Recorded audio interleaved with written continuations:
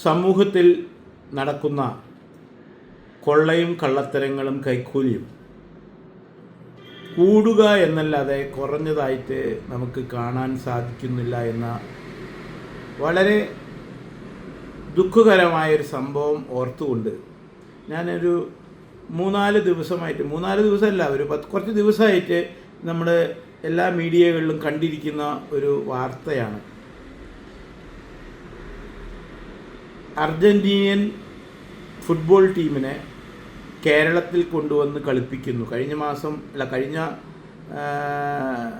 കൊല്ലം തുടക്കത്തിൽ അല്ലെങ്കിൽ കഴിഞ്ഞ കൊല്ലം അവസാനത്തിലൊക്കെ കേട്ട ഒരു ന്യൂസാണ്. അത് ഡിസംബർ പറഞ്ഞു, പിന്നെ അത് ഫെബ്രുവരി ആയി, മാർച്ചായി, പക്ഷേ അത് സംഭവിച്ചില്ല. അതുപോലെ തന്നെ അർജന്റീനിയൻ ആദ്യം ടീം വരും പറഞ്ഞു, പിന്നെ ആ ടീമിലെ പ്രസിദ്ധനായ കളിക്കാരൻ മെസ്സി കളിക്കാൻ വരുമെന്നൊക്കെ പറഞ്ഞുകൊണ്ട് ഇവിടെ വലിയ തരത്തിലുള്ള കാമ്പയിനിങ്ങും നമ്മുടെ കലൂരിലെ സ്റ്റേഡിയമൊക്കെ ഏറ്റെടുത്ത് പണി വരെ ആരംഭിച്ചതായിട്ട്, അതിൻ്റെ പേര് പറഞ്ഞ് ആ സ്റ്റേഡിയത്തിൻ്റെ ചുറ്റുമുള്ള ഒരുപാട് മരങ്ങൾ മുറിച്ചു മാറ്റിയതായിട്ട് ഞാൻ കണ്ടു. സത്യത്തിൽ കളി വരുമ്പോൾ എന്തിനാണ് അതിൻ്റെ തണൽ മരങ്ങളെ മുറിച്ചു മാറ്റിയത്? പുറത്ത് നിൽക്കുന്ന മരങ്ങളാണ്, അത് മുഴുവൻ മുറിച്ചു മാറ്റിയത്. ഇന്നും ഒരു പിടിയും കിട്ടിയിട്ടില്ല. അപ്പോഴാണ് ഈ പരിപാടിക്ക് നേതൃത്വം കൊടുത്ത അന്നത്തെ സ്പോർട്സ് മന്ത്രിയും അതുപോലെ തന്നെ ഇപ്പോഴത്തെ റിപ്പോർട്ടർ ചാനലിൻ്റെ ഡയറക്ടറായ ആൻഡോ ഒക്കെ ആണ് ഇതിൻ്റെ നേതൃത്വം. അപ്പോൾ ഈ ആൻഡോൻ്റെ പഴയ ഒരു ചരിത്രം കൂടിയില്ല. മരമുറി ആൻഡോ എന്നാണ് പൊതുവേ പറയപ്പെടുന്നത്. അതെന്താണോ, അതിൽ സത്യം എന്താണെന്നോ നുണ എന്താണെന്നോ കേസെന്തോ ഒന്നും ഞാൻ അതിനെക്കുറിച്ച് ചികിഞ്ഞു നോക്കാൻ എനിക്ക് താല്പര്യമില്ല. എനിക്കൊരൊറ്റ കാര്യമേ ഉള്ളൂ, സമൂഹത്തിലുള്ള ഇത്തരത്തിലുള്ള തട്ടിപ്പുകൾ, അത് ഏത് തട്ടിപ്പായാലും ഒരു രാഷ്ട്രീയക്കാരൻ, അതായത് രാഷ്ട്രീയ പ്രവർത്തനത്തിൽ വരുമ്പോൾ ഒരു എല്ലുമാരി, അതായത് വളരെ മെലിഞ്ഞ ശരീരത്തോടുകൂടി 25, 26, 30 വയസ്സ് കാലഘട്ടങ്ങളിൽ 10-18 ചിലപ്പോൾ വരുന്നു, അന്നൊക്കെ വളരെ അശുവായിരിക്കാം. അവൻ ഒരു രാഷ്ട്രീയത്തിൽ വന്ന് പ്രവർത്തനം തുടങ്ങി, ചിലപ്പോൾ എവിടെയെങ്കിലുമൊക്കെ MLA എന്തെങ്കിലും സ്ഥാനമൊക്കെ കിട്ടി പ്രവർത്തിക്കാൻ തുടങ്ങി. പിന്നെ ഒരു 20 കൊല്ലമൊക്കെ കഴിയുമ്പോൾ പിന്നെ രൂപം അങ്ങോട്ട് മാറുകയാണ്. ശരീരം ചീർത്ത് കൊഴുത്ത്, ശരീരം മാത്രമല്ല അവൻ്റെ കീശയും ചീർത്ത് കൊഴുക്കുകയാണ്, സഞ്ചിയും പെട്ടിയും ഒക്കെ ചീർത്ത് കൊഴുക്കുകയാണ്. അപ്പോൾ ഇവിടുത്തെ സമൂഹത്തിനുള്ള ഒരു സംശയമില്ല, ഇപ്പോൾ സമൂഹം അങ്ങനെ ആയി, അതിലൂടെ അങ്ങോട്ട് മിങ്കിളായി. ഏറ്റവും വലിയ ബിസിനസ് ഇന്ന് രാഷ്ട്രീയ പ്രവർത്തനം എന്ന നിലയിലേക്ക് എത്തി നിൽക്കുന്ന ഒരു സന്ദർഭമായിട്ട് കേരളം മാറിയിരിക്കുകയാണ്. ഓരോ രാഷ്ട്രീയക്കാരനെ എടുത്തു നോക്കിയാലും, ഓരോ രാഷ്ട്രീയ പാർട്ടിയുടെ നേതാക്കളായാലും, അവിടെയുള്ള എന്ത് ഇവരൊക്കെ വേറൊരു തരത്തിലുള്ള ബേസിക് ആയിട്ടുള്ള ഒരു ബിസിനസ്സോ ഫാമിലി സ്വത്തോ ഉള്ളവരുടെ വളരെ ദുർലഭം കുറച്ച് പേരുണ്ട്. അങ്ങനത്തെ ആൾക്കാർ മിക്കവർക്കും അങ്ങനെയൊന്നും ഇല്ലാത്തവരാണ്. പക്ഷേ ഇന്ന് അവർ കോടീശ്വരന്മാരാണ്. കോടികളുടെ വീടുകൾ പണിത് കോടികളുടെ ആസ്തികളായിട്ട് ബിനാമി, അതായത് കയ്യിൽ വയ്ക്കുന്നതിൻ്റെ ലിമിറ്റ് കിടന്നാൽ പിന്നെ ബിനാമി സ്വത്താണ് ഇവർക്ക്.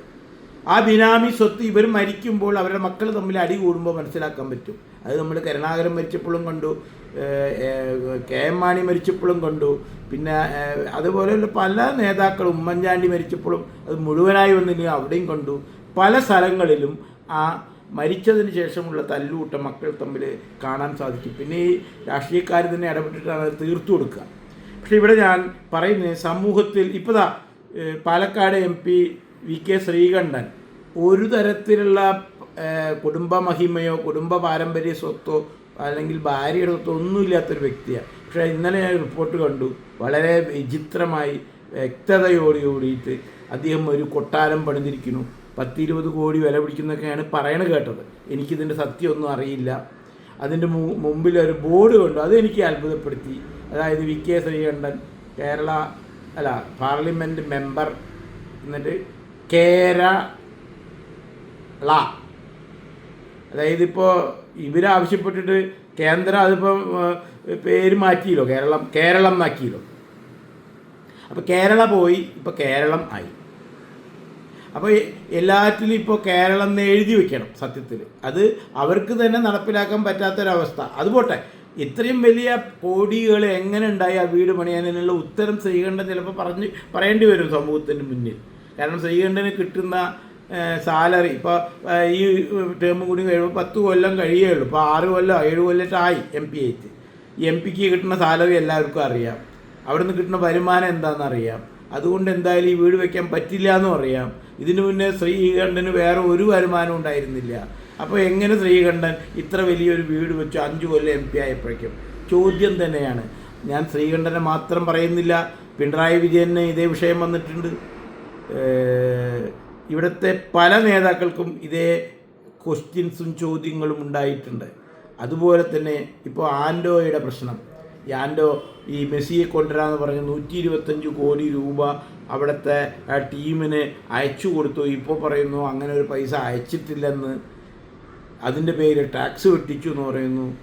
ആൻഡോ പറയുന്നു വെട്ടിച്ചിട്ടില്ല എന്ന്.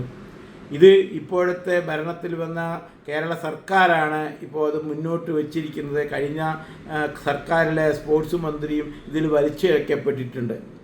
ഇവിടെ എന്തു തന്നെയായാലും ഇത് ശരിയായ രീതിയിൽ അന്വേഷിച്ച് ഇതിൻ്റെ സത്യം എന്താണെന്ന് ജനങ്ങളെ അറിയിക്കേണ്ട ചുമതല ഇത് പറഞ്ഞവരും ഇപ്പോൾ ഭരിക്കുന്നവർക്കും ഉണ്ട് എന്നുള്ളതിന് യാതൊരു സംശയവും വേണ്ട. നിയമപരമായിട്ട് ഈ 125 കോടി അങ്ങോട്ട് പോയിട്ടില്ല, പോയി എന്നൊക്കെ പറയുന്നു. എന്തായാലും പോയാലും പോയില്ലെങ്കിലും പോയിട്ടുണ്ടെങ്കിൽ വളരെ വ്യക്തമായിട്ട് ബാങ്കിൻ്റെ ആ രേഖകൾ പുറത്ത് വയ്ക്കാൻ പറ്റും, ജനങ്ങൾക്ക് കാണിക്കാൻ പറ്റും. ടാക്സ് അതിനോടനുബന്ധിച്ച് ടാക്സ് അടച്ചിട്ടുണ്ടെങ്കിൽ അതും പറയാൻ പറ്റും. അങ്ങനെ ഇതിൻ്റെ സുതാര്യത, ഇതിൻ്റെ വ്യക്തത ജനങ്ങൾക്ക് അറിയാൻ താല്പര്യമുണ്ട്. പ്രത്യേകിച്ച് മെസ്സി വരുന്നു എന്ന് പറഞ്ഞുകൊണ്ടാണ് ഇവിടെ ഈ ഗെയിം മുഴുവൻ കളിച്ചത്. ഈ സമയത്താണ് ആൻഡോയെക്കുറിച്ച് ഇന്നലെ ഞാനൊരു റിപ്പോർട്ട് വായിക്കാനിടയായത്. ആൻഡോ എന്ന് പറയുന്ന ഈ ചെറുപ്പക്കാരൻ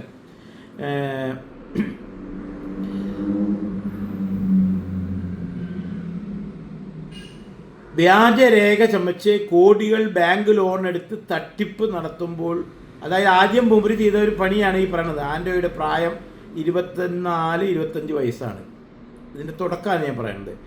ഇത് ഞാൻ വായിക്കുകയാണ്. കൊച്ചിയിലെ ഒരു ചെറിയ കുടിസുമുറിയിൽ, ഇയാൾ ശരിക്കും വയനാട്ടുകാരൻ എന്തോ ആണ്, അതാണ് ഇതൊക്കെ ഇങ്ങനെ എഴുതണത്. ഒരു കുടിസുമുറിയിൽ ഓഫീസും ആയി അവിടെ വന്ന് താമസിച്ച് ഒരു കമ്പ്യൂട്ടറും വെച്ച് ഒരു ലേഡി സ്റ്റാഫിനെയും വെച്ചുകൊണ്ട് ഒരു ആദ്യത്തെ ഒരു തട്ടിപ്പാണ് ഇപ്പോൾ പറയുന്നത്. 3000 കോടി നിക്ഷേപിക്കുന്ന ഒരു പ്രഖ്യാപനം.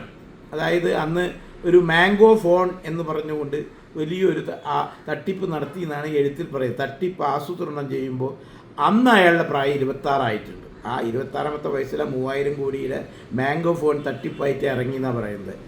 അതിൽ അന്ന് കൊച്ചിയിലെ സിനിമാ താരങ്ങളും സെലിബ്രിറ്റികളും ആ തട്ടിപ്പിൽ ഒരുപാട് ആൾക്കാർ അന്ന് അതിൽ പെട്ടു. പക്ഷേ ഈ പദ്ധതിയായിട്ട് ഉണ്ടായില്ല, പൈസ ചോദിച്ചാൽ ആരും വന്നുമില്ല. എന്തായാലും അന്ന് 3000 കോടിയുടെ തട്ടിപ്പ് നടത്തി എന്നാണ് ഇതിൽ പറയുന്നത്.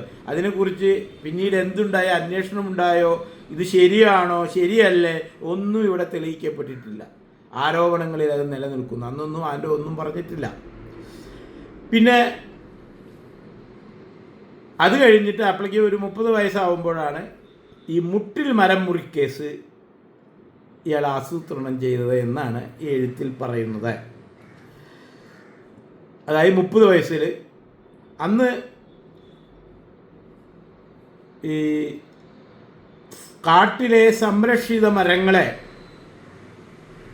അടക്കം പല ആൾക്കാരുടെയും പേരിൽ വ്യാജരേഖയുണ്ടാക്കിയിട്ട് ഈ മരം മുറിച്ച് വിറ്റു എന്നാണ് പിന്നത്തെ കേസ്.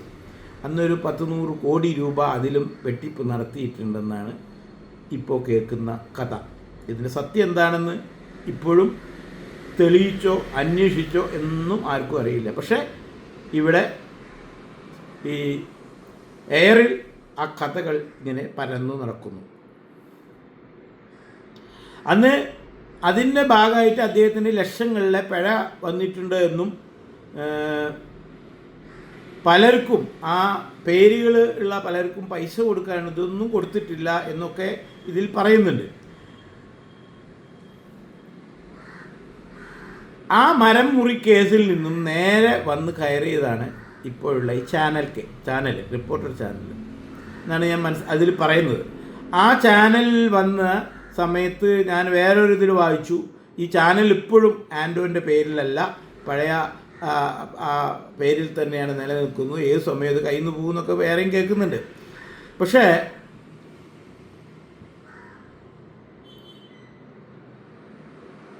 ഒരു ചാനലിൻ്റെ നേതൃത്വത്തിൽ ഇരുന്നു കൊണ്ട് ഇത്തരം കള്ളത്തരങ്ങൾ വീണ്ടും വീണ്ടും ചെയ്ത് മുന്നോട്ട് പോയിട്ടും വീണ്ടും ആ ചാനലിലിരുന്ന് മറ്റുള്ളവരെ വിമർശിക്കാനുള്ള ധൈര്യം എങ്ങനെ ആൻഡോന് കിട്ടുന്നു എന്നുകൂടി നമ്മൾ ചിന്തിക്കേണ്ടതുണ്ട്. കാരണം ഈ എഴുത്തിൻ്റെ അടിസ്ഥാനത്തിൽ ഞാൻ പറയുന്നത്. അതുപോലെ തന്നെ ഈ ചാനലിൽ ഇരുന്ന് ഛർദ്ദിക്കുന്ന സമയത്ത്, അല്ലെങ്കിൽ സത്യം പറയുന്ന അല്ലെങ്കിൽ നുണ പറയുന്ന ഈ സമയത്താണല്ലോ വയനാട്ടിലെ ചൂരൽമലയിലെ പ്രശ്നം ഉണ്ടായി. അന്ന് ഞാൻ കണ്ടത് തന്നെയാണ്. ആൻഡോ പറയുന്നുണ്ട് ചൂരൽമലയിൽ ഒരു ടൗൺഷിപ്പ് തന്നെ ആൻഡോ ഉണ്ടാക്കി കൊടുക്കുമെന്ന്. പക്ഷേ ഇന്നേ വരെ ഒരു കല്ല് അവിടെ കൊണ്ട് വെച്ചിട്ടുണ്ടോ എന്ന് സംശയിക്കേണ്ടതുണ്ട്. അതിനുശേഷമാണ് ഇപ്പോൾ ഈ മെസ്സിയുടെ പേരിലുള്ള ഈ തട്ടിപ്പിന് ഇറങ്ങിയിരിക്കുന്നത്. വെറും വാക്കിൻ്റെ പുറത്ത് സർക്കാരിൻ്റെ സ്റ്റേഡിയമാണ് ഈ കൊച്ചിയിലെ. അത് ഏറ്റെടുത്ത് അതിൻ്റെ നാല് പുറമുള്ള മരം മുറിച്ച് വിറ്റു. ഇതൊന്നും ഞാൻ പറയുന്നത്, ഇതൊക്കെ അന്വേഷിക്കേണ്ടവർ അന്വേഷിച്ച് കണ്ടെത്തേണ്ടതാണ്. ആ സ്റ്റേഡിയം താറുമാറാക്കി അവിടെ ഇട്ടു. ഇവിടെ മെസ്സിയും വന്നില്ല, അർജന്റീനിയൻ ടീമും വന്നില്ല. ഇപ്പോഴത്തെ കേരള സർക്കാരിൻ്റെ പല ന്യൂസുകളും പുറത്തു വരുന്നതിൻ്റെ ഭാഗമായിട്ട് അർജന്റീനയെ ക്ഷണിക്കുക പോലും ചെയ്തിട്ടില്ല, അവിടേക്ക് പണം ചെന്നിട്ടില്ല എന്ന് വ്യക്തത വരുത്തുന്നുണ്ട്. പക്ഷേ ഇത് ശരിയായ തെളിവോടെയാണോ സർക്കാർ പ്രതിനിധികളോ അല്ലെങ്കിൽ ആ യൂത്ത് ഇപ്പോഴത്തെ സ്പോർട്സ് യൂത്ത് മന്ത്രി ജിനീഷൊക്കെ പറയുന്ന വാർത്താ സമ്മേളനം തന്നെ നമുക്ക് കിട്ടും. അപ്പോൾ ഇത്തരത്തിലൊക്കെ ഒരു മനുഷ്യന് ഇത്രയൊക്കെ തുടർച്ചയായി തട്ടിപ്പുകൾ നടത്തിയിട്ട് സൂട്ടുമിട്ട് ഒരു ചാനലിൻ്റെ മുന്നിൽ വന്നിരുന്ന് ഇങ്ങനെയൊക്കെ സംസാരിക്കാൻ പറ്റുമോ? ജനങ്ങളുടെ മുന്നിൽ ഇങ്ങനെ ഞെളിഞ്ഞ് നടക്കാൻ പറ്റുമോ എന്ന് അത്ഭുതമുള്ള കാര്യമാണ്. ഇത് തെളിയിക്കേണ്ടതിൻ്റെ ആവശ്യം ആൻഡോ എന്ന് പറയുന്ന വ്യക്തിക്കുണ്ട്. അല്ലെങ്കിൽ തെളിയിക്കുന്നില്ലെങ്കിൽ ഇത് ഇപ്പോൾ കേരള സർക്കാരാണെന്ന് പറഞ്ഞെങ്കിൽ മുഖ്യമന്ത്രി വരെ ഇപ്പോൾ പ്രസ്താവന ഇറക്കിക്കഴിഞ്ഞു. ആ മുഖ്യമന്ത്രി ശരിയായൊരു അന്വേഷണ ഡിപ്പാർട്ട്മെൻറ്റ്, ഇപ്പോൾ വയോജന ഡിപ്പാർട്ട്മെൻറ്റ് പറഞ്ഞ് കേന്ദ്രത്തിൻ്റെ പ്രശംസയൊക്കെ കിട്ടി. ആദ്യമായിട്ടാണ് ഒരു സംസ്ഥാനം അങ്ങനെ ഒരു ഡിപ്പാർട്ട്മെൻറ്റ് ഉണ്ടാക്കുന്നത്. അതുപോലെ തന്നെ വി.ഡി. സതീശൻ വേറൊരു ഡിപ്പാർട്ട്മെൻറ്റ് കൂടി ഉണ്ടാക്കണം. അതായത് ഒന്നുമില്ലായ്മയിൽ നിന്നും പെട്ടെന്ന് കോടീശ്വരന്മാരായി ഇവിടെ വിലസുന്ന ഇത്തരത്തിലുള്ള പലരുണ്ട്. രാഷ്ട്രീയക്കാരുണ്ട്, ബിസിനസ്സുകാരുണ്ട്, സാഹിത്യകാരന്മാരുണ്ട്. അതായത് സാഹിത്യത്തിൽ എന്താ വെച്ചാൽ വേറെ ആളുടെ കൃതി കട്ട് എഴുതി നടക്കുന്ന കുറേ ആൾക്കാരുണ്ട്. നമ്മൾ കണ്ടതാണ് കേരളവർമ്മ കോളേജിലെ ഒരു പ്രൊഫസറൊക്കെ വേറെ ആളുടെ കൃതി കോപ്പി അടിച്ചിട്ട് അത് മാർക്കറ്റ് ചെയ്തിട്ട്, അപ്പോൾ അങ്ങനെ കാശുണ്ടാക്കിയ പലതരം സാഹിത്യകാരന്മാർ, സിനിമാ നടന്മാർ, സിനിമയിലെ നമ്മൾ കണ്ടതാണ്. ഈ ഇപ്പോൾ ഒരു ഹാസ്യ നടൻ അദ്ദേഹത്തിൻ്റെ കാശ് വെട്ടിച്ച ഒരു വേറെ അതേ ഫീൽഡിലുള്ള വേറെ ആളുടെ കഥ കേട്ടു. അപ്പോൾ പരസ്പരം തട്ടിപ്പും വെട്ടിപ്പും കൊലയും ചതിയും നടത്തിയിട്ട് വലിയവരായിട്ട് ഈ സമൂഹത്തിൽ വിലസുന്ന ഇത്തരം, അത് രാഷ്ട്രീയക്കാരനായാലും സാഹിത്യകാരനായാലും പത്രപ്രവർത്തകനായാലും സിനിമാക്കാരനായാലും ആരായാലും അവരെക്കുറിച്ച് അന്വേഷിക്കാനായിട്ട് വളരെ ശക്തമായിട്ടുള്ള വളരെ ശുദ്ധരായിട്ടുള്ള ഹൈ ക്വാളിഫൈഡ് ആൾക്കാരെ വെച്ച് ഒരു ഡിപ്പാർട്ട്മെൻറ്റ് തന്നെ ഓപ്പറേറ്റ് ചെയ്യുക. ഇത്തരം കേസുകൾ മാത്രം കൈകാര്യം ചെയ്യുക. അതിൻ്റെ സത്യാവസ്ഥ ജനങ്ങളെ അറിയിക്കാനുള്ള ഒരു സംവിധാനം വി.ഡി. സതീശൻ വളരെ ആർജവത്തോട് ചെയ്യുമെന്ന് തന്നെയാണ് എൻ്റെ പ്രതീക്ഷ. കാരണം അദ്ദേഹത്തിൻ്റെ പല പ്രസംഗങ്ങൾ കേൾക്കുമ്പോൾ അങ്ങനെ തോന്നാറുണ്ട്. അതോ ഇതൊക്കെ വെറും വിടുവായുത്തമാണോ എന്ന് പോലും നമുക്ക് സംശയിക്കേണ്ട രീതിയിലാണ്. എന്തു തന്നെ ആയാലും ഈ ആൻഡോനെ കുറിച്ച് ഈ കുറിപ്പ് എഴുതിയത് ഒരു അജയ് ഘോഷ് എന്ന് പറയുന്ന വളരെ വിസ്തരിച്ചിട്ട് സോഷ്യൽ മീഡിയയിൽ എഴുതിയ ആ ലെറ്ററിലെ ചില ഭാഗങ്ങളാണ് ഞാൻ വായിച്ചത്. ഇത് സത്യമാണോ നുണയാണോ ശരിയാണോ അതൊക്കെ തെളിയിക്കേണ്ടതും കണ്ടെത്തേണ്ടതും ആയിട്ടുണ്ട്.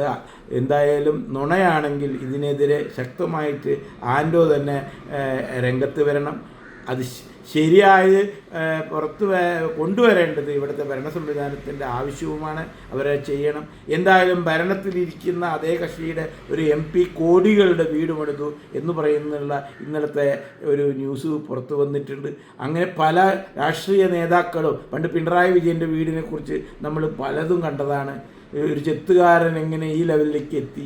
അങ്ങനെ ഓരോരുത്തരുടെയും ഒരു 40 കൊല്ലത്തെ പഠനം ശരിയായ രീതിയിൽ പഠിച്ച് റിപ്പോർട്ടുണ്ടാക്കി അതിന് നടപടിയെടുക്കാനായിട്ടുള്ള ഒരു ശരിയായ ഡിപ്പാർട്ട്മെൻറ്റ് തന്നെ ഇവിടെ തുടങ്ങി വെക്കാനുള്ള ആർജവം നമ്മുടെ മുഖ്യമന്ത്രി കാണിക്കുമോ?